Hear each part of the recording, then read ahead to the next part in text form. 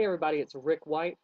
Here to do a quick podcast about Blendspace, a website that I've been using for my classroom recently, and I wanted to show you what it's all about.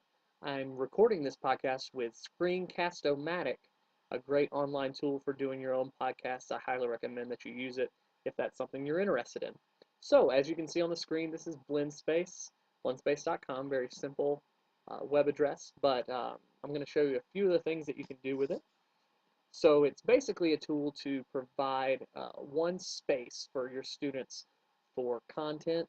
It also allows you to put them in sort of a slideshow with websites, with videos, different things like that. It's a little hard to describe, so I think it'll be best if I show you. So if I log in, you can create an account. I just use my Google account, so I don't have another user ID and password to remember. So as you see here, this has all my lessons that I have created right here, and then some featured lessons. These haven't changed since I started using the program, so I'm not sure really what happens there. However, if I click on scientific notation, which is the big blend space that I created first, you can see what it kind of looks like. So each of these is represented by a slide in a slideshow. So as you can see, there's all different kinds of things. I've got a website here. I've got a PowerPoint presentation that I uploaded from my Google Drive. I've got a couple YouTube videos, and then I have a quiz. And I got a few text boxes and a document, and then another web link down here. Okay, so it's actually a pretty easy thing to do. If I come down here and I want to add something, it says drop your resource or add text or add quiz.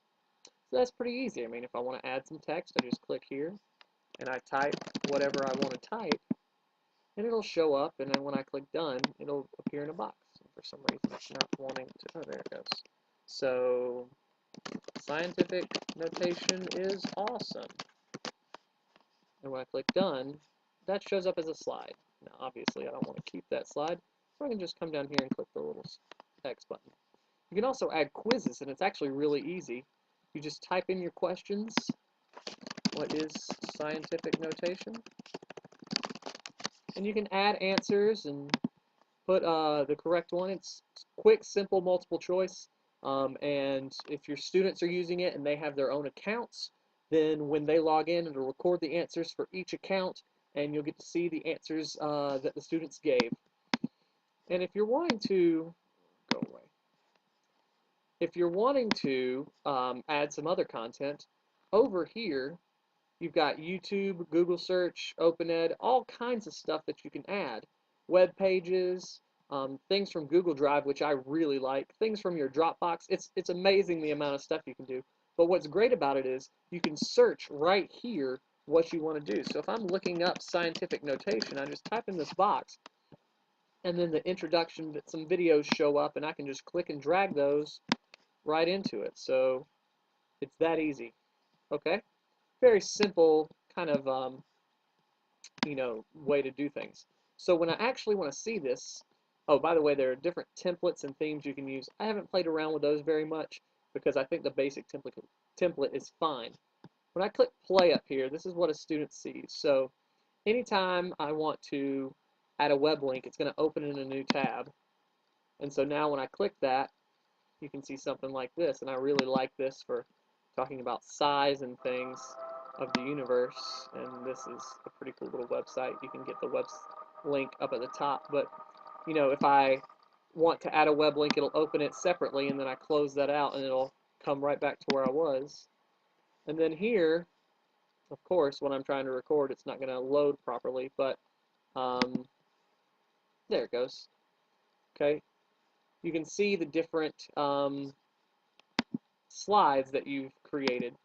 Now, I have had some trouble with some of the animations from the Google Drive PowerPoint files, but maybe it's just me, maybe it was just the way my files work, but I did have a little bit of difficulty there. But nothing so major that it made it break. Okay? Then if I have a YouTube video, it just starts playing. In science, we often need to deal with some very large numbers. This is a video in a video. Try not to have your mind blown. But it plays right there in the PowerPoint. And then I have quizzes, and I've made this one. They just click on it, answer the questions, and click submit. Then I've gotten have something so basic as, these are practice problems. These are the ones you need to work on. Then I've included some project rubrics. That was a PowerPoint, and we've already kind of looked at that. But here's a Word document that I made for a rubric for the project. So it's actually pretty easy to use. And then another website here. Um, and the students really liked it. When I got some feedback from them, a lot of students said it was really interesting, it was easy to compile.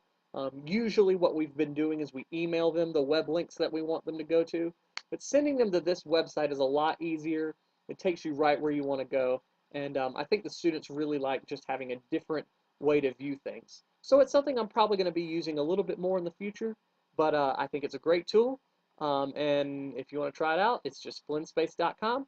Make yourself a quick login and get to working on it. This has been Rick, and I hope you enjoyed the podcast. See you next time.